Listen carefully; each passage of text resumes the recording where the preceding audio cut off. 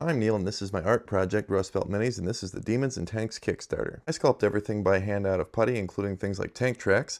I then mold and cast those and build assemblies. I then mold and cast those assemblies and build entire tanks. Other fun stuff like little beasts and real big beasts. I also like to remix and resculpt things I've done already to make different variants. I actually hate the process of building whole models from sprues. I just want to get right to kit bashing or painting. So these are all one big piece.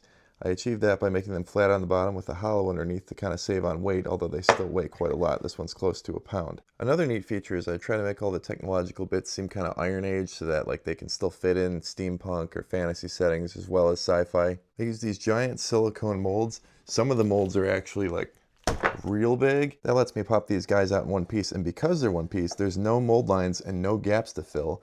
And some of them, like this really giant Demon of Decay, do have like subtle mold lines, but I'm going to remove those too so you don't have to. The only assembly work or modeling you'll have to do is if you want to glue them on bases and base them, but they don't even need bases. They're all freestanding and they don't tip over very easily. We've all gotten burned by some like shoddy 3D prints and stuff like that, but this is all polyurethane 2-part resin. It cures evenly chemically like a 2-part epoxy, so there's no chance of like any splitting or weeping or resin traps or any nonsense like that. It's just solid inert polyurethane plastic. It carves and drills and cuts a lot like gray plastic that you're used to. It doesn't shatter, it's not brittle.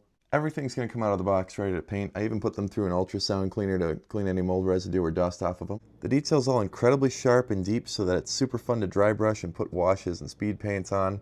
And during the molding process, I put this matte finish on the resin so that it's a little bit harder to accidentally like rub wet paint off, like sometimes happens when you're painting a really big model and have to manipulate it a lot. So my goal is to put something in your hands that's pretty much heirloom quality. These things are going to last forever. Like someone's grandkids are going to find these like in a shoebox in an attic someday 100 years from now and be like, what kind of a weirdo was grandma or grandpa? Yeah, they're much more of like a proper statuette than something you typically associate with miniature wargaming. And if you accidentally drop these things from countertop height to a porcelain floor, there's a good chance they won't even get damaged. Like so.